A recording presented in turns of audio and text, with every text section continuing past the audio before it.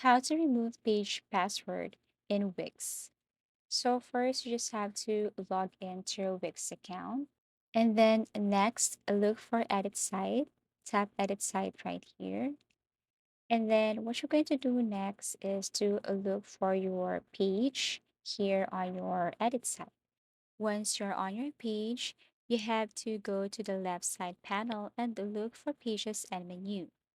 And then here, for example, if there is an existing password on your shop pages, as you can see here, so there is a password here on my shop, and you will see this key or password icon or key icon right here.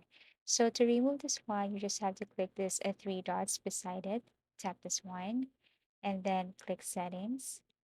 Now here you have to look for permissions. So as you can see, we have here page info, layout, permissions, and SEO. So tap permissions right here. And then as you can see below, all you have to do is to remove this password right here under password holders. Also, you can tap everyone so that the key icon right here will be removed. Okay, so either password holders, delete password, or tap everyone.